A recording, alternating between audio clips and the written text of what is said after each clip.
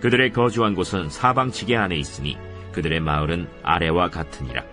아론 자손 곧 그핫 종족이 먼저 제비 뽑았으므로 그들에게 유다 땅의 헤브론과 그 사방 초원을 주었고, 그러나 그 성의 밭과 마을은 여분네의 아들 갈렙에게 주었으며 아론 자손에게 도피성을 주었으니 헤브론과 림나와 그 초원과 얏길과 에스드모아와 그 초원과 힐렌과 그 초원과 드빌과 그 초원과 아산과 그 초원과 베세메스와 그 초원이며, 또 베냐민 지파 중에서는 게바와 그 초원과 알레멧과 그 초원과 아나돗과 그 초원을 주었으니 그들의 종족이 얻은 성이 모두 13이었더라. 그핫 자손의 남은 자에게는 절반 지파, 즉 므낫세 반 지파 종족 중에서 제비 뽑아 10성읍을 주었고, 게르손 자손에게는 그들의 종족대로 이사갈 지파와 아셀 지파와 납달리 지파와 바산에 있는 므낫세 지파 중에서 13성읍을 주었고, 무라리 자손에게는 그 종족대로 르우벤 지파와 갓 지파와 스불론 지파 중에서 제비 뽑아 12성읍을 주었더라. 이스라엘 자손이 이 모든 성읍과 그 목초지를 레위 자손에게 주되, 유다 자손의 지파와 시므온 자손의 지파와 베냐민 자손의 지파 중에서 이 위에 기록한 여러 성읍을 제비 뽑아 주었더라. 그핫 자손의 몇 종족은 에브라임 지파 중에서 성읍을 얻어 영토를 삼았으며, 또 그들에게 도피성을 주었으니 에브라임 산중 세겜과 그 초원과 게셀과 그 초원과 용무암과 그 초원과 벳호론과 그 초원과 아얄론과 그 초원과 가드림몬과 그 초원이며, 또 그핫 자손의 남은 종족에게는 므낫세 반 지파 중에서 아넬과 그 초원과 빌르암과 그 초원을 주었더라. 게르손 자손에게는 므낫세 반 지파 종족 중에서 바산의 골란과 그 초원과 아스타롯과 그 초원을 주고, 또 이사갈 지파 중에서 게데스와 그 초원과 다브랏과 그 초원과 라못과 그 초원과 아넴과 그 초원을 주고, 아셀 지파 중에서 마살과 그 초원과 압돈과 그 초원과 후곡과 그 초원과 르홉과 그 초원을 주고, 납달리 지파 중에서 갈릴리의 게데스와 그 초원과 함몬과 그 초원과 기랴다임과 그 초원을 주니라. 무라리 자손의 남은 자에게는 스불론 지파 중에서 림모노와 그 초원과 다볼과 그 초원을 주었고, 또 요단 건너 동쪽 곧 여리고 맞은편 르우벤 지파 중에서 광야의 베셀과 그 초원과 야사와 그 초원과 그데못과 그 초원과 메바앗과 그 초원을 주었고, 또 갓 지파 중에서 길르앗의 라못과 그 초원과 마하나임과 그 초원과 헤스본과 그 초원과 야셀과 그 초원을 주었더라. 기도하겠습니다. 하나님, 우리가 레위인입니다. 우리는 하나님 아버지 앞에 왕같은 제사장입니다. 그러므로 하나님 아버지 앞에 정말 주께로부터 받은 이 사명을 감당하고 살아야 될 것인데, 주님, 우리 마음 가운데 말씀이 없고 또 우리 심령 가운데 상처가 많아 주님께서 우리에게 주신 이 귀한 직분들을 감당하지 못할 때가 많습니다.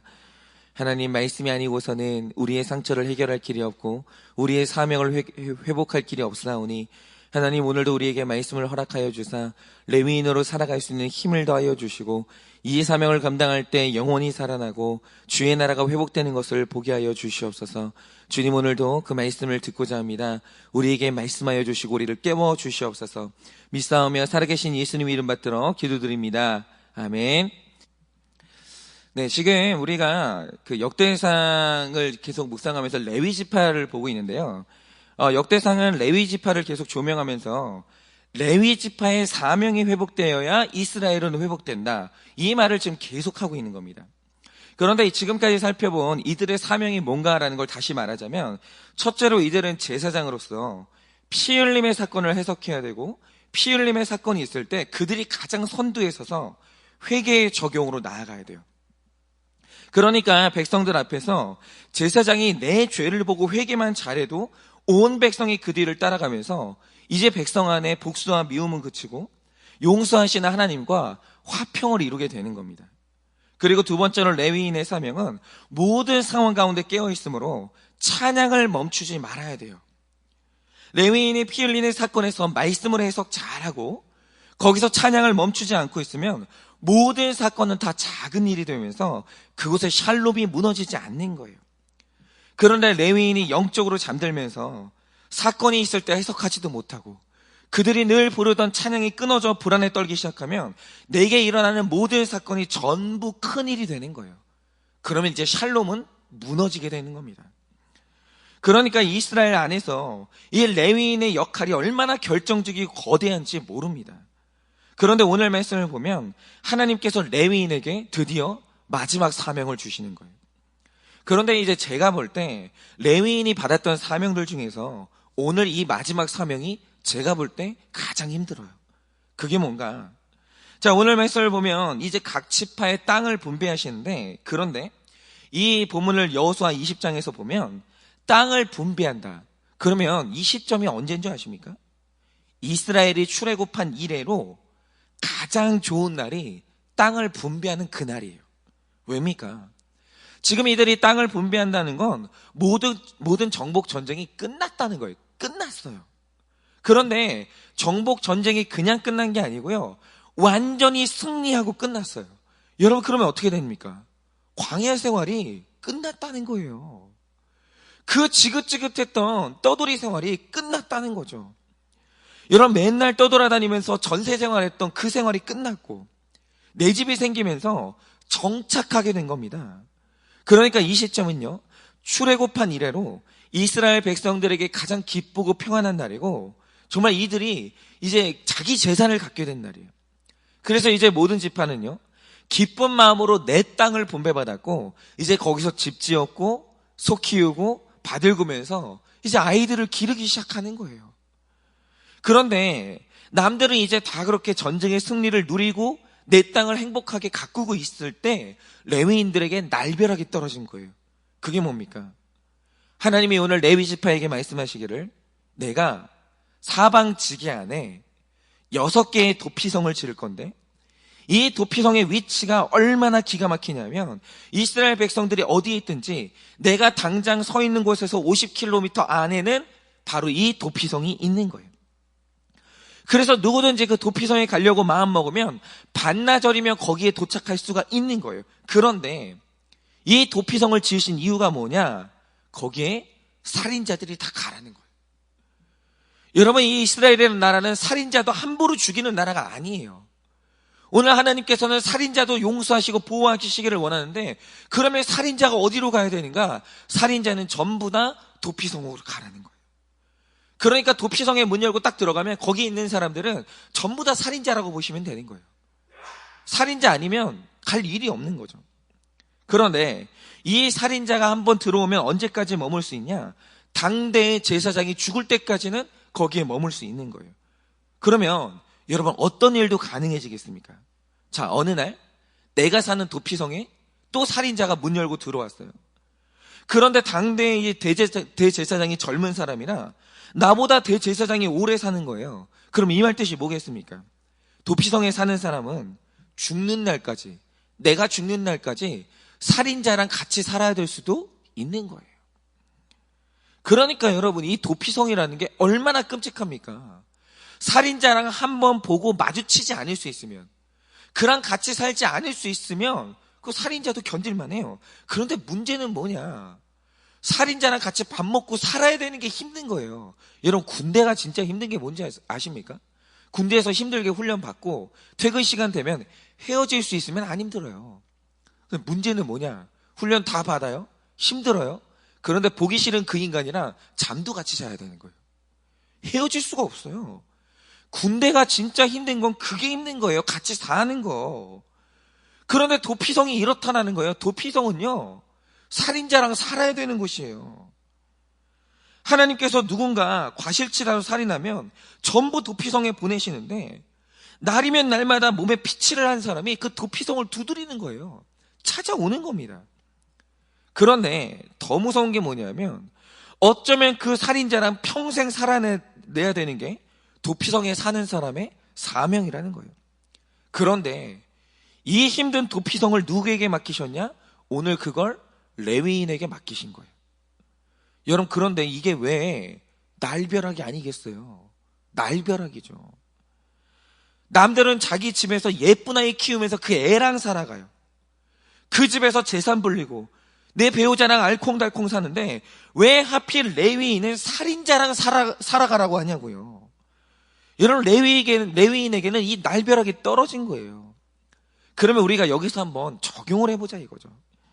일단 구약시대에서 정의한 살인은 정말 사람의 육신을 죽이는 행위, 그걸 살인이라고 했어요.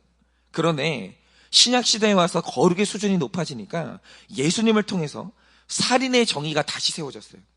그런데 여러분, 우리가 살아가는 이 신약시대의 살인이 뭡니까?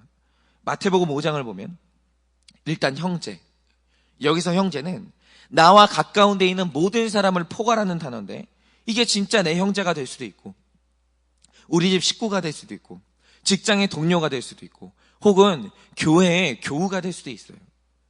그런데 그들에게 노할 때가 있다라는 거죠. 그런데 여기서 노하다라고 하는 오르기조메노스는 사랑이 전혀 실리지 않은 순수한 혈기를 말하는 거예요. 그러니까 내가 오늘 내 가까운 데 있는 사람에게 혈기를 날렸다.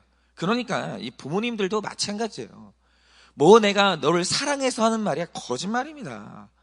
사랑해서 하는 말도 있고요, 자녀한테 혈기를 날리는 날도 있는 거예요. 여러분, 자녀가 부모한테 혈기 날리는 날 없습니까? 있습니다. 아주 못된 것들이요, 부모한테 가슴에 대못을 박으면서 혈기를 날리는 거예요. 여러분, 배우자 간에 얼마나 많은 혈기를 날립니까? 수도 없는 거예요. 그런데 오늘 성경이 말하는 게 뭐냐? 그 혈기가 사람 죽이는 이 살인이라는 거예요. 그러니까 오늘 이 시대에 혈기를 내지 않는다, 이 말 뜻이 뭐냐면 살인자가 아니라 순교자라는 뜻이에요. 여러분, 이 시대의 순교는 혈기 내지 않는 거예요. 그리고 또 하나의 살인에 해당하는 분노는 뭐냐? 사람이 특정한 상황에서 화낼 수도 있죠. 인간이 어떻게 화를 안 내요? 하나님은 그 한 번의 분노도 용납하지 않는 하나님이 아니에요. 그걸 죄라고 하지 않아요. 그런데 하나님이 살인으로 간주하는 분노가 뭐냐? 자, 누군가한테 분노했어요. 그런데 아무리 시간이 지나도 분노를 안 푸는 거예요. 여러분, 지금 그런 분들 있죠? 자식은요, 분노가 풀려요. 그런데 배우자는요, 신혼여행 때 한 번 했던 잘못 있잖아요. 죽을 때까지 안 풀어요. 죽을 때까지. 여러분, 이 부모는 자식한테 분노를 풀 수 있죠. 자식은 한 번 부모가 잘못하잖아요. 아니죠. 일평생 그 분노를 품고 살아요. 그러니까 이게 표현을 안 해도 지속적으로 속에 그 진노의 칼을 품고 벼르고 있다든지, 그 사람과 아예 잘 지내고 용서할 생각을 버렸다든지, 이게 지금 풀지 않는 거거든요. 풀지 않는 사람이 있어요. 그런데 그 분노를 풀지 않고 해를 넘겨서 한 해, 두 해, 세 해 이런 식으로 마음에 품고 있다? 그거 있잖아요. 살인이에요. 살인입니다. 그리고 성경에 보면 나가라 하는 자는 공회에 잡혀가게 되고 미련한 놈이라 하는 자는 지옥불에 들어가게 된다고 무섭게 말씀하시거든요. 그런데 여기서 말하는 라카와 미련한 놈은 이 비슷한 말이에요. 즉 쉽게 말해서 하나님의 형상인 어떤 사람을 무시하거나 비하하면서 자존감에 치명타를 날렸다.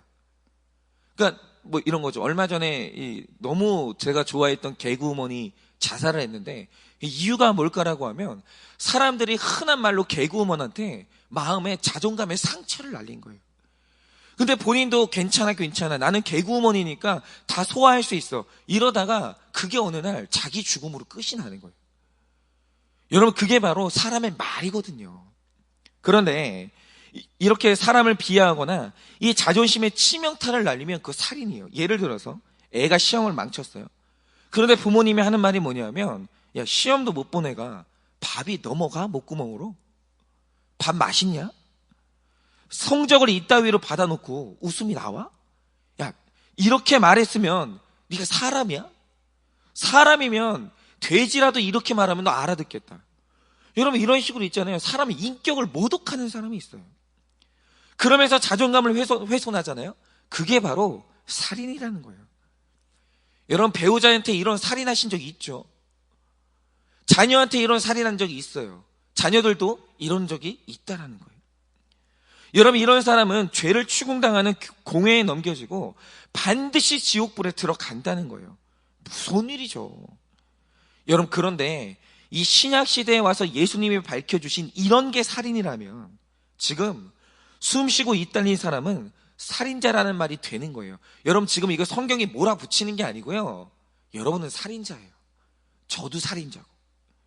그런데 문제는 뭐냐?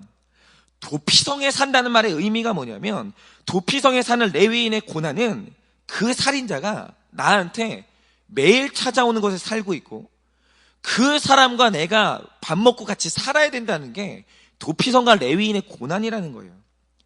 그런데 오늘날 21세기에 이 살인자가 매일 찾아오고 내가 그 살인자와 의무적으로 살아야 되는 도피성의 성격을 가진 그 공간이 어딥니까? 그게 세 군데인데 첫째는 가정이고 둘째는 직장이고 셋째는 교회예요. 오늘날 모든 사람들이 말로 살인하고 눈빛으로 살인하고 교만한 몸짓으로 살인하는 살인자인데 내 가정에 있으면 배우자라는 살인자가 내 부모라는 살인자가 내 자녀라는 살인자가 때리면 문 열고 들어와요. 그리고 그들과 또 얼굴 보고 살아야 되는 거예요. 그들과 같은 이불 덮고 또 자야 되는 거예요. 보기 싫은데 안 볼 수가 없는 거예요. 그게 가정이에요.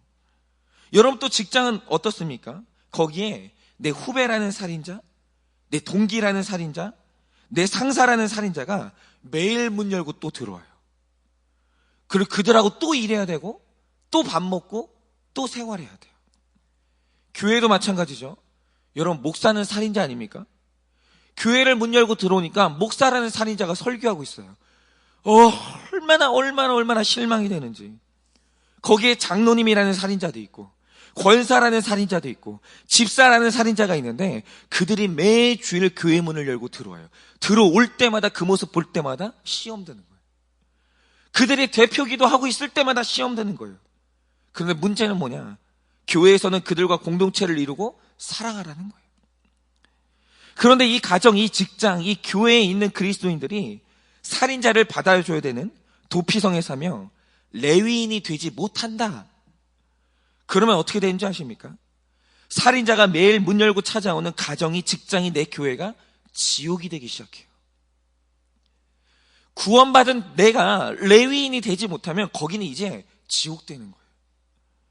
나는 살인자랑 도저히 못 살겠다고 하면서 이혼하고, 나는 상처 주는 이 인간이랑 이런 직장 상사랑 나는 일 못한다고, 나는 여기 도저히 못 있는다고 하면서 때려치우고 나오는 거예요.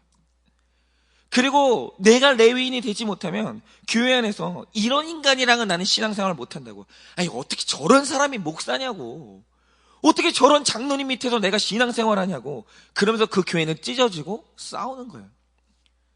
어제도 제가 그런 교회에 대한 이야기를 들었어요. 전화를 해가지고 하소연을 하는데 레위인이 없어요. 다 찢어지는 거예요. 여러분, 그러면 우리가 여기서 가장 중요한 질문을 해야 되는데요. 이스라엘 공동체가 오늘 유지되려면 살인자를 용서하고 받아주는 도피성이 있어야 되고 레위인이 그걸 해내야 돼요. 그런데 왜 하필 하나님은 그 성의 담당자로 살인자를 받아내는 이 사명을 감당하는 자로 왜 하필 레위인을 세우셨을까요? 왜 레위인일까요? 그 이유가 우리가 지금까지 본 구속사의 계보 안에 그 답이 있는 거예요. 여러분, 왜 살인자를 품는 도피성의 주인이 반드시 레위인이어야만 합니까? 이유는 그들의 조상 레위가 살인자거든요. 계보에 버젓이 기록되어 있거든요. 계보를 쭉 타고 올라가다 보면 우리 조상 레위가 수십 명을 죽인 살인자예요. 여러분, 이 계보를 알고 있는 레위 족속은요, 이 사실을 부인할 수가 없는 거예요. 내가 살인자의 후손이에요. 그런데 레위 족속의 계보에서 일어난 더 놀라운 사실이 뭔지 아십니까? 오늘 하나님이 살인자 레위를 용서하시고 그를 품으시고 그를 변화시키사 거룩한 제사장으로 삼으셨다는 거예요. 여러분, 그 당시에 이 눈처럼 희고 흰 옷은 여러분 제사장밖에 입을 수가 없었거든요. 그런데 하나님께서 그 흰 옷을 제사장에게 입혀주셨는데 그 제사장이 누구냐? 여러분, 살인자예요. 그걸 레위인들은 부인할 수가 없는 거예요. 여러분, 한마디로 레위 족속은 살인자를 조상으로 둔 족속인데 그들이 죽었다 깨어나도 있을 수 없는 용서를 하나님으로부터 경험한 거예요. 여러분이 용서의 경험이 가장 확실한 사람들이 누구냐? 이게 바로 레위 족속이에요. 그러니 살인자를 품는 도피성의 사명은요, 내가 용서받은 살인자임을 아는 레위만 할 수 있는 일이고, 실제로 이 레위 지파는요, 이 사명을 정말 훌륭하게 감당을 했어요. 그러니까 오늘 모든 그리스도인 됐다라는 것은 내 가정에서, 내 직장에서, 내 교회에서 살인자에게 문 열어주고 살인자를 품는 레위인의 사명을 받은 사람들인데, 그 사명을 감당하는 유일한 방법이 뭐냐? 바로 내가 살인자라는 사실을 그거 빨리 깨달아야 돼요. 내 죄를 봐야 돼요. 내가 언젠가 누군가를 죽였다는 그 사실을 빨리 봐야 돼요. 그리고 내가 용서받아 천국 백성이 됐다는 그 복음이 확실하지 않으면 이 사명은 감당이 안 돼요. 그러니까 어떤 가정에 교회를 다니는 성도가 있어요. 그런데 그 집에 살인한 남편에 대한 용서가 없다. 살인한 아내에 대한 용서가 없다. 그러면 그 집에 있는 그리스도인이 뜻하는 게 뭐냐? 그는 회개도 안 했고 구원의 확신도 없다라는 뜻이에요. 그가 무슨 말을 해도 용서를 하고 있지 않고 그가 살인자를 품지 않는다. 그는요, 율법주의자 아니면 그 불신자예요. 둘 중에 하나입니다. 그리고 어떤 교회가 만약에 살인자가 왔는데 품는 법이 없어요. 여러분, 그런 교회들 많습니다. 뭐 하자 있다, 뭐 잘못됐다, 뭐 이상한 소문이 난다. 조용히 와가지고 그 교회 지도자가요, 교회 떠나달라는 거예요. 교회에 뭘 흐리지 말고 나가달라는 거예요. 여러분, 만약에 어떤 교회가 도피성이 아니다, 그 교회 사람들이 살인자를 품어주지 않는다, 그러면 그 교회는 누가 뭐라고 해도 복음이 없고 그 회개를 안 한 교회예요. 그 없는 교회. 그러나 오늘 내가 살인자요, 내가 구원받은 자라는 이 두 가지 사실을 깨닫고 있는 사람은 누구나 다 레위인이 되면서 그가 도피성의 사명을 감당하고 살인자를 살리게 되어 있다라는 거예요. 제가 이번 주에 이런 일이 있었는데, 제가 이번 주 화요일이 정말 이상한 일이 계속 일어나는 거예요. 연속으로. 왜냐하면 요즘에 이제 제 딸이 이제 5살이 되면서 이 막바지 예방접종을 맞고 있거든요.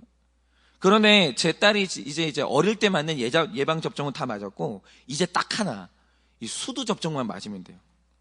이제 이 수두 접종을 이번에 맞으면 초등학교를 들어갈 때까지는 이제 주사를 안 맞아도 되는 거예요.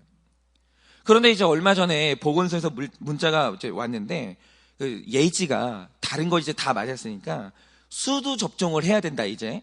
그러니까 병원에 가시라고 문자가 온 거예요. 아, 진짜 우리나라는 정말 진짜 좋은 나라예요. 그래서 제가 그 화요일 날 아내랑 시간을 잡고, 늘 저희가 다니는 병원이 있거든요. 그 선생님도 저희 아이를 알고.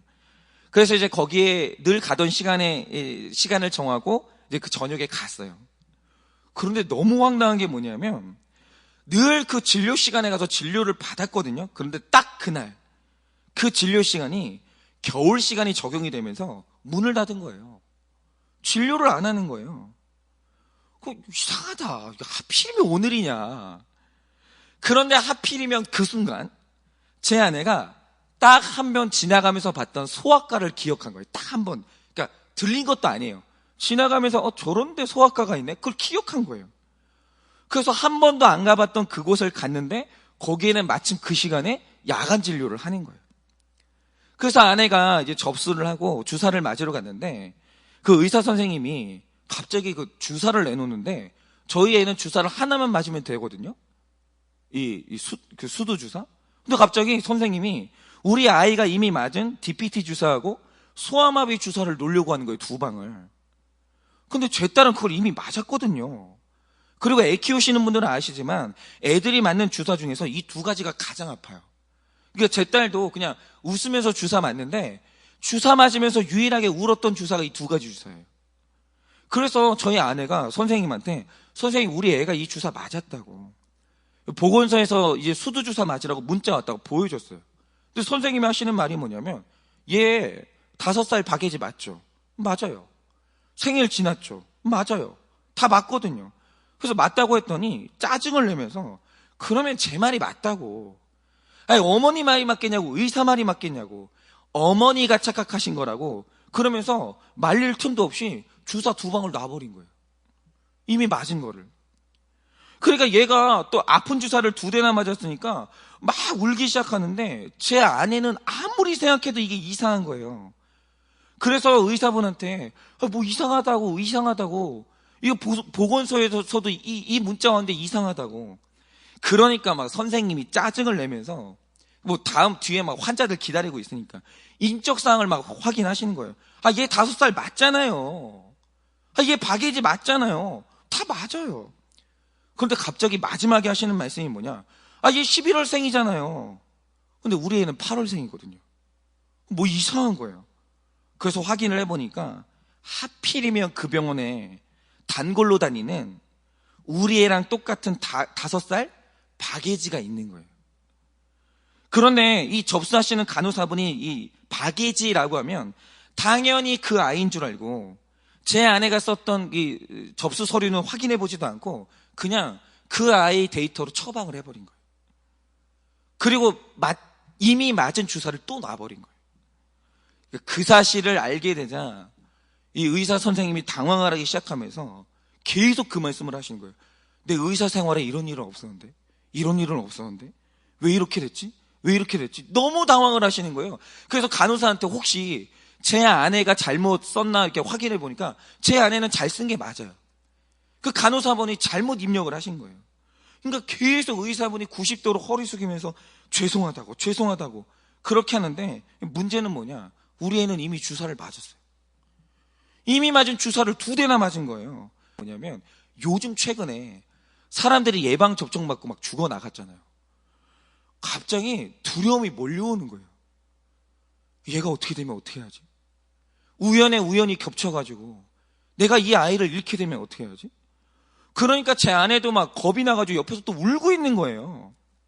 그러니까 저한테는 이 의사가 살인자인 거예요. 얼마나 화가 나는지 막 분노가 치밀어 오르는 거예요. 어떻게 할 줄 모르겠더라고요. 그래서 그 병원이 그때 마비가 됐어요. 의사도 뭐 멘붕이 오고 간호사는 막 미안해가지고 어쩔 줄을 모르고 저는 얼굴 뻘개져가지고 어떻게 할 줄을 모르고 옆에서 2 여자는 울고 있고 너무 화가 나는 거예요. 너무. 그런데 막 혈기가 올라오고 있는데 갑자기 하나님이 제 마음에 이제 그런 깨달음을 주시는 거예요. 우연히 이게 1-2번 겹친 게 아니거든요, 이날. 그런데 이 우연히 겹쳐서 여기를 인도하신 게 이거 하나님 뜻일 텐데 왜 이 사건을 주셨을까? 여러분, 그리스도인의 인생에 우연은 없어요. 새 한 마리 떨어지는 것도 하나님이 섭리하시기 때문에 여러분, 이런 일이 일어났다고 하면 이거 우연이 아닌 거예요. 왜일까? 그런데 이제 가만히 생각을 해보니까 저희 부부가 얼마 전에 누군가를 굉장히 이렇게 무시하고 크게 혈기를 내는 일이 있었어요. 저희가 최근에 가까운 사람을 살인한 적이 있었는데 명분이 너무 확실하기 때문에 저희가 그거에 대해서 회개를 못하고 있는 거예요. 그런데 갑자기 그 죄를 생각나게 하시는 거예요. 그러면서 깨닫게 된 게 뭐냐면 하나님께서 내 살인에 대한 책임을 물으시고 분노가 아니라 회개를 원하시는구나. 이 의사가 했던 이 짓이 네가 했던 짓이야. 이 사람이 살인자가 아니라 네가 살인자야. 이 사람은 말씀이 없는 사람이지 너는 말씀이 있는 사람이잖아. 근데 여전히 너는 회개를 안 하고 있잖아. 그걸 깨닫게 하시는 거예요. 그래서 제가 그 아내를 데리고 나왔어요, 병원으로. 그리고 차 안에서 이제 한 말이 뭐냐면 이거는 우리의 회개를 받기 원하시는 하나님이 우리한테 회개하라고 주신 사건이라고. 이 사건을 제대로 해석해야 된다고. 그렇게 제 아내와 나눴는데 그러니까 이 분노가 사라지더라고요. 그러고 나서 이 아이가 이제 잠들어 있는데 이 아이를 위해서 제가 기도했습니다. 네가 나 때문에 수고하는 거고 아버지의 회개를 위해 또 이제 하나님가 오늘 수고했다고. 제 아이한테 이제 사과하고 또 이제 하나님께 기도하고 그렇게 저희가 이제 밤새도록 이제 아이를 봤는데 다행히 아이가 별일이 없었어요. 그래서 다음날에 이 의사 선생님하고 이제 통화를 하면서 아이가 괜찮으니까 걱정하지 마시라고. 그리고 실수하신 간호사분도 혼내지 않으셨으면 좋겠다고. 그렇게 이야기를 하고 끝을 낼 수가 있었어요.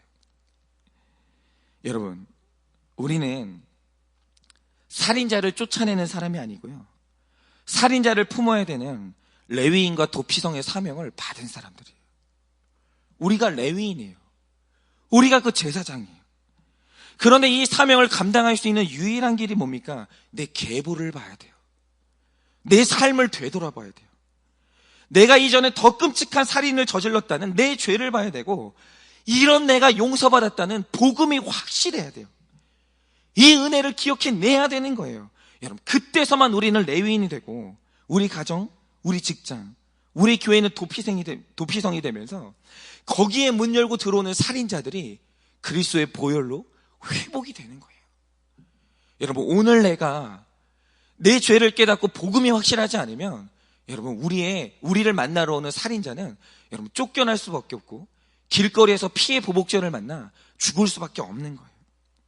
여러분, 그러니 오늘도 여러분들이 이제 새벽 예배 끝나고 집에 돌아가시면 문을 열면 거기에 누가 있죠? 거기 살인자가 자고 있을 거예요. 그 살인자가 있어요.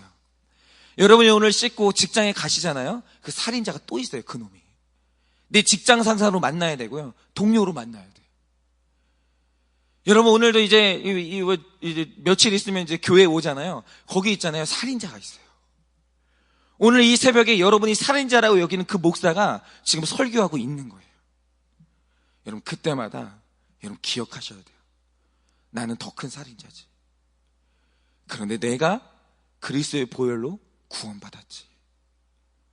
그러므로 여러분들이 그 살인자를 품는 그 사명을 감당하셔야 돼요. 여러분, 그럴 때 여러분들이 레위인의 사명을 감당해낼 때 바로 그때 이스라엘도 살아나고, 여러분의 가정도 살아나고, 직장과 교회가 다 살아나는 역사가 여러분의 삶 가운데 있을 줄을 믿습니다.